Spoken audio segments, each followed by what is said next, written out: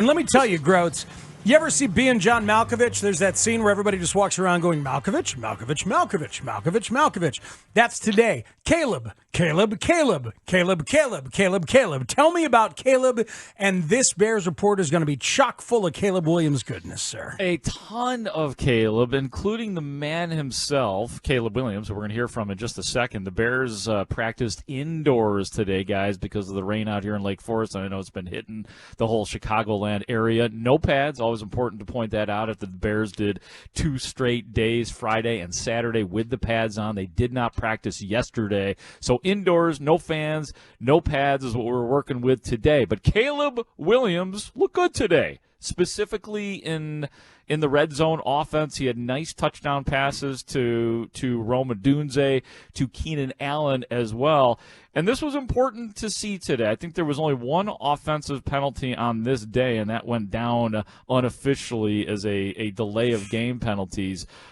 We know how all the false start penalties that existed on Friday and Saturday, a ton of them.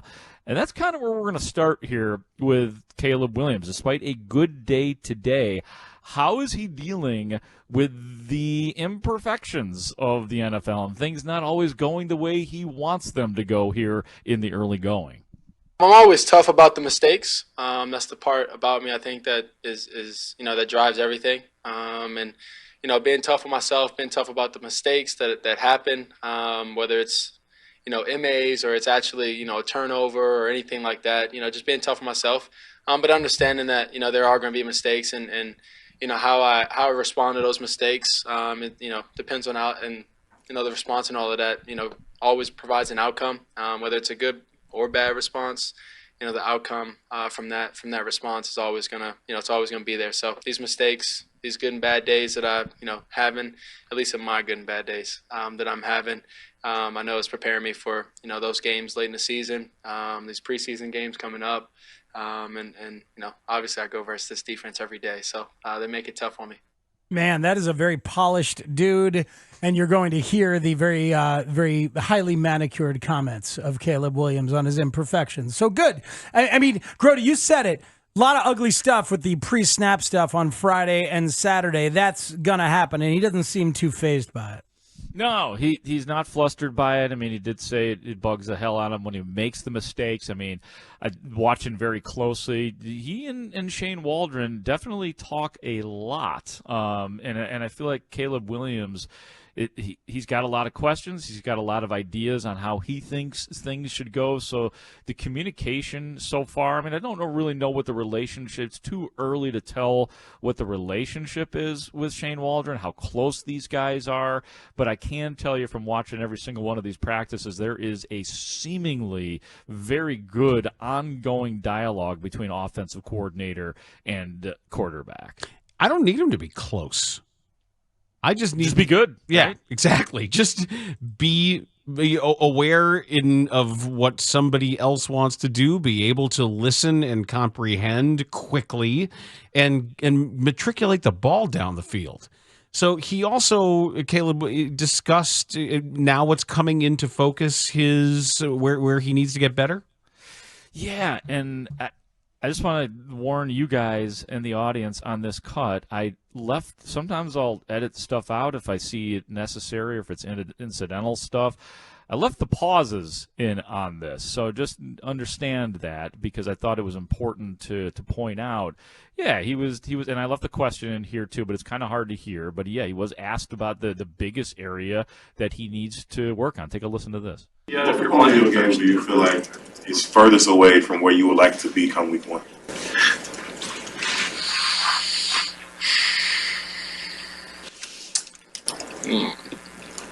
Furthest away. It's a good question. I would say right now, working on my got me with that one. Stumped me. I would say working on my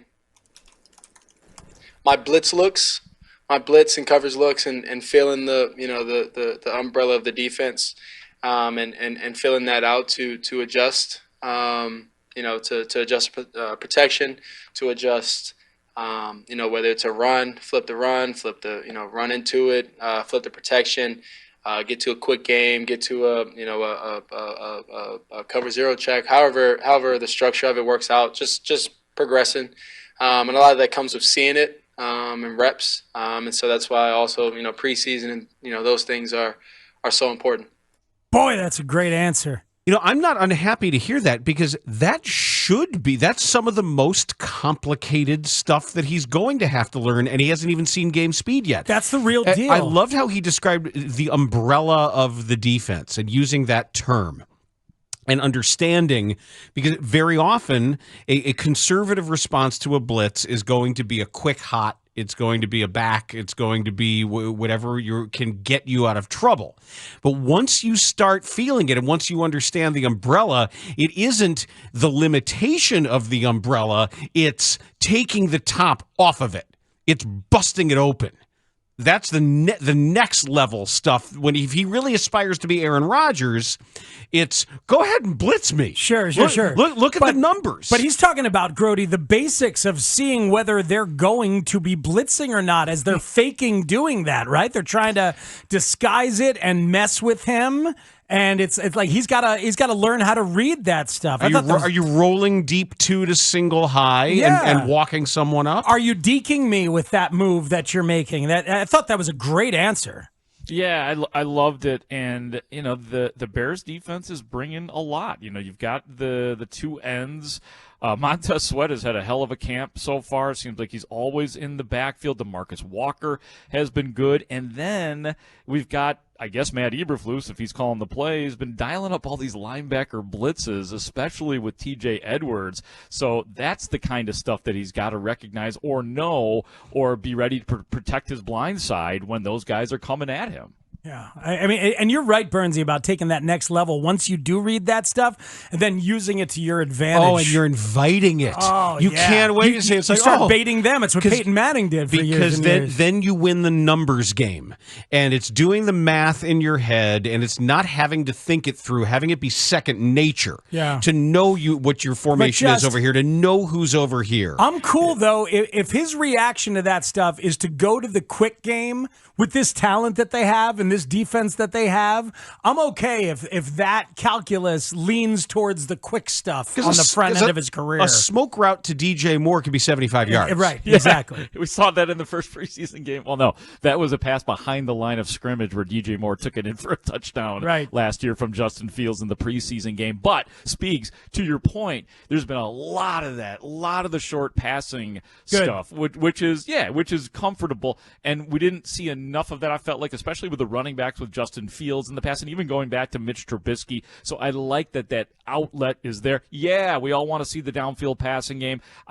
You're going to see that eventually, but to get the rudimentary, know where the running back is, and your easy tight end floater up the middle, I mean, that's important too. And Justin was bad at that stuff. And he would talk about, I got to hit my layups. And then, and if you watched Jordan Love or you watched anybody, you watched Purdy, obviously they're all good at the short stuff. They're all good at the quick stuff. And then, so's Mahomes. Mahomes is great at the quick stuff when they need to do it. You have to have that in your in your bag of tricks.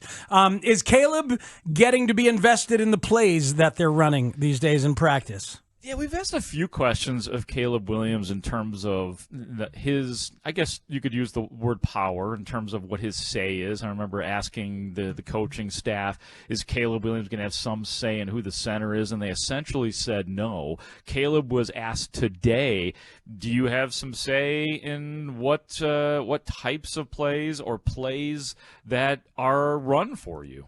Yeah, so we had a quick game for blitz that I went to, and also just it's where we're starting right there in their progression, and then start there, and then I got back to Keenan. I felt the pockets collapse, and then I felt a big gap open up, and I know Keenan was coming on the back line, and just I felt the defense push over, backer attached, and then backer was too low and threw it over his head.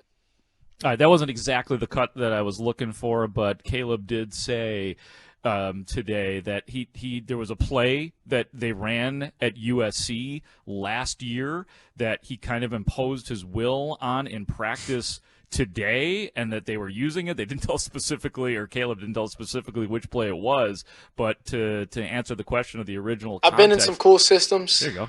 Well, one cool system before this was Lincoln Riley, and we ran some plays similar. And even today, getting in there, talking about it. There's a play that we ran today that, I ran a bunch of times in college, and I've had a lot of reps with it. And so I got in there with the QBs, talked about it with coach. And then we went out there and we executed pretty well on the play. So just, if I have any knowledge, I always want to help. Obviously, if the other Qs have knowledge with plays, they always help. And just, finding that comfort, that balance between it all, and getting out there and, working on the play itself and getting after it. And then, the mistakes that we have, getting out there, correcting, out there in practice or in the film is important for us. And, building that connection and relationship between the wide receivers and myself, the offensive line and myself. God, dude, it's just such a completely different level of quarterback understanding, integration, and self-determination than we heard with Justin Fields and Mitch Trubisky. I'm done comparing him to Fields. I'm sorry. I can't do it anymore. I'm not here in training camp. I'm not, because having lived through that, Dan, and I know you did too, but it's like... There's so much more than that. But it needs to be understood by people just how palpably different the way that he conceives of the game is, why it's a different level of prospect, why you shouldn't expect the same thing. I understand that, but I still don't know if he's going to be good. Well, if he's not good, it'll be for different reasons than those guys weren't good. I think the good news here, too, is that Caleb Williams is truly taking to coaching and listening to what they're saying, that, he's not imposing his will on things. He's not taking matters into his own hands yet. If they whatever they tell him to do, he is doing right now. And I think that's a big deal for Caleb Williams right now, just to go with the program. Because as we know, if he is really good, he will acquire that power and will be able to do things, his way a lot more. But right now, it seems like he's doing a great job of just going along with the program. So does he know if he's going to play Thursday or how much? I know they're not telling us, but has he been told? Yeah, I asked Caleb that exact question today. Have the Bears even told you, Caleb? What's up? They haven't told me yet. I would love to get out there and play. It's pretty awesome to be at Canton. But, it's coach's decision. You think you'll get a chance to voice your opinion? I don't know if I'll be able to voice it at this point and at my time and this point. So. Not yet, but you can tell he kind of wants to voice his opinion. He'd like to write his own ticket and run his own preseason. I said last week on this show that I would predict yes that he does play. Big Z went no this morning. Where are you, Bernsey, on yes or no if he's going to play? Gut feeling on how they're going to do it. I can't predict. All right, well, that's what I'm asking you to do. Sorry for the discomfort. I'm just saying I have no unique insight into that. I could guess one or the other. You had me at no unique insight. It would just Grote, what do you think? It would just be a guess. Just do it. Just say what you want to say. I don't have. I'm did. I think you do. I think you're holding back. I'm sorry. I'm holding back. You were telling us before the show what your Bears sources were telling you. Yeah. Go ahead, just say that on the air. Just say that part, Dan. Say the loud part. The quiet part, say it loud now. Mark Grote, do you think he's going to play? Bernsey, I want to say that I talked to you on the radio this morning. I want to say that was earlier today. And I don't even know. No, this is a different Dan. This is different Dan. This is Dan Bernstein's 24-hour trade deadline radiothon. Okay. Oh, that's beautiful. Benefiting Dan Bernstein. So far, he's raised $7 in chicken wings. Benefiting Tulane University. I don't think he's going to play. He did say, too, part of something earlier, that he wants to play and he thinks it's always good to get playing time. But just the way Caleb answered that question and just the body language when we were asking him about playing time, my gut right now says that Caleb Williams will not play on Thursday. But we're going to find out tomorrow. Tomorrow is the day that Matt Eberflus promised us that he would let the world know if Caleb's going to play Thursday in the Hall of Fame. And the world will be paying attention. That is for damn sure. You know it. All right, tell us about Shane Waldron and play us some Shane Waldron, please, sir. Yes, Shane Waldron today. I thought the most important thing that he answered was about, because it's the most important part about being a quarterback, in my opinion, can the man read defenses? Here's Shane Waldron on that. Yeah, Caleb's got great big field vision, so when he's out there, if the play's in rhythm, he's doing a good job of learning some of the rhythm of the offense. And there's still some plays here where, we're in install mode where it's the first time he gets to take a picture of that play. And then if the play's going off schedule, we know he's worked well there as well. So I think, each play, banking every single rep, no matter how that rep worked out, going through a backside progression after he's thrown the first part of the throw to really feel what that concept looks like and doing a good job. And the other quarterbacks have done such an excellent job too of, every rep that they're not in, whether Caleb's in for the rep or Tyson's in for the rep, banking that rep, behind the play, going through every single option that could have happened. And I think that's a great strength right there. So, yes, he can read defenses. Yes, he can. Well, I'll say this. He's run hot and cold. There's probably been more poor days than good days so far for Caleb Williams, to be honest with you. But when he has made big-time plays, you're like, holy cow, how did he get that in there? And that's vision. Like, it feels like there's one of those plays per camp where you're like, oh, man. And we're going to hear from Jack Sanborn a little bit later on, and he will tell you more about that in terms of how good Caleb Williams has been. But it isn't just vision, though. Vision is a component of throws like that.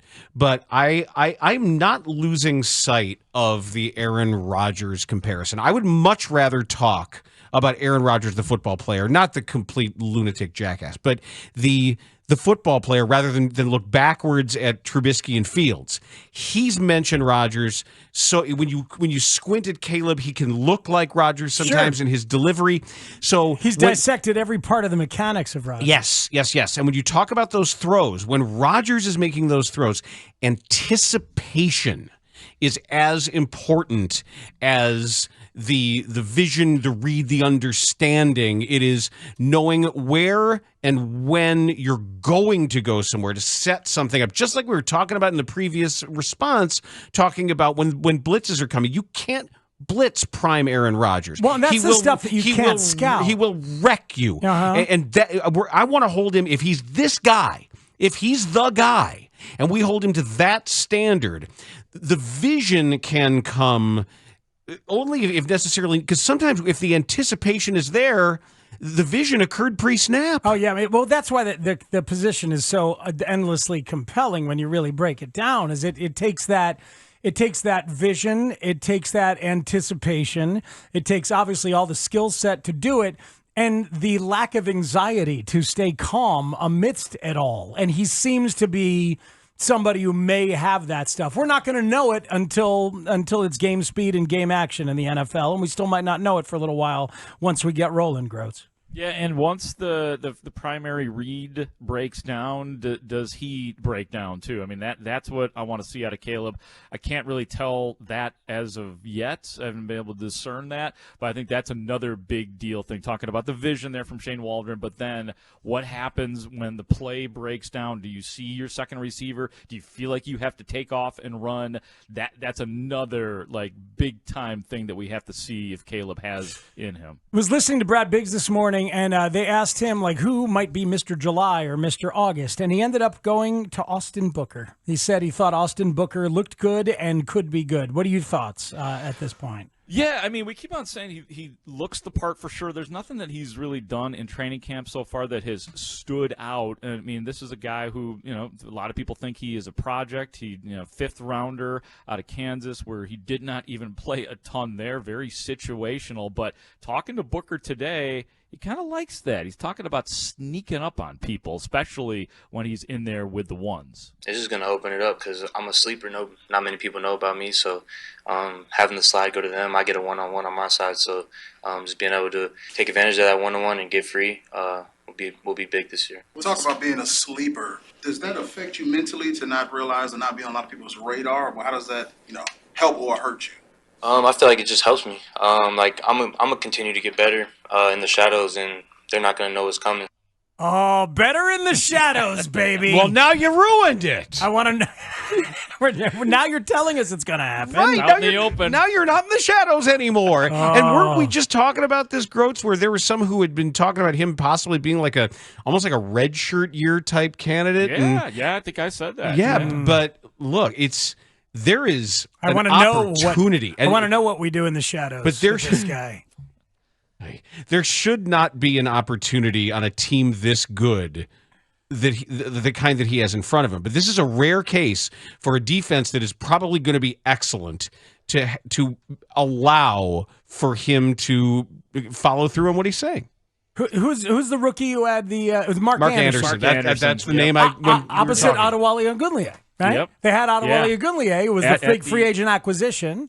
And yet Anderson is the one who had the single coverage in the breakout year. At the expense of Alex Brown. He had double-digit sacks. Alex Brown lost his starting spot, but then got his starting spot back when Mark Anderson started to go bad. Yeah. So, they started running at him. Yes. The secret was out, just like Austin Booker revealed himself today. We've got a touch of Cubs news, which we'll give to people before we send it over to Cubs pregame. But let's finish out our Bears report. You mentioned Jack Sanborn. I love hearing from Jack Sanborn. Yeah, Jack Sanborn, 9 Bears. He was great when he was asked about Caleb Williams today. So far, I mean, he's made some impressive throws, and even today, I mean, he made a throw in the back that, I even gave him a little high five for because it's impressive, and I mean, it's something that, as a defense, even when he makes throws on us, it's tough it's tough when it first happens, but you got to kind of sit back and say, damn, we're happy that he's on our side, and just the strides that he's kind of making. What was the play? What was the throw that he made that impressed you? It was right over TJ, a little kind of over route to the back of the end zone, and he kind of just floated it over TJ. And I don't know if the receiver got both feet in, but it was definitely close. But yeah, I mean, just the touch on the ball, the placement. Oh man, that's cool because we've heard Kmet talk about that too. His ability to level. What was the Kmet? Level up. Now I forget what Kmet's terminology was, but to float it over TJ. That was pretty cool to hear Sanborn talk about it. Yeah, especially since TJ Edwards has such a good camp so far, kind of torturing Caleb Williams, but he definitely got the best of him on that. Layer the football. That's what Kmet said. His ability to layer the football. All right, Grotes, delicious Bears nuggets. Yeah, I think one of the important ones was I asked Shane Waldron today if there is a competition at right guard, and he said no. And then I asked, so if Nate Davis is healthy, he is the right guard, sir? And the answer to that from Waldron was yes, that Nate Davis, if healthy, is the starting right guard. I thought there was the little window into that is the fact that it's Ryan Bates filling in for him. They want Ryan Bates probably to be their starting center. Coleman Shelton's getting his chances, and maybe that's a little bit of a battle, but, Bates They're as both a getting fill-in, first-team reps. They're swapping guys out on that. But when Nate Davis wasn't there, it was Bates instead of some other guard that might have a shot to beat him out. Which I thought was interesting. My theory stands on this, that it is going to be Ryan Bates starting at center and Coleman Shelton on the bench. And the reason that they're doing this, I mean, it's because of the guards. It's because Tevin Jenkins and Nate Davis have not always been able to stay healthy. So when that happens, they're going to bring Ryan Bates in to play guard, and they're going to have Coleman Shelton play center. And I think that's why, I mean, maybe it's a real competition at center, but I think so much of this is let's have two centers who are capable, and if one of our guards gets injured like they have been prone to do, then we could put Coleman Shelton in and put Ryan Bates in at right guard, and he's just as comfortable there as he is at center. Thank you so much, Mr. Grote, sir. Appreciate you. Talk to you guys later. Bye. All right, great stuff.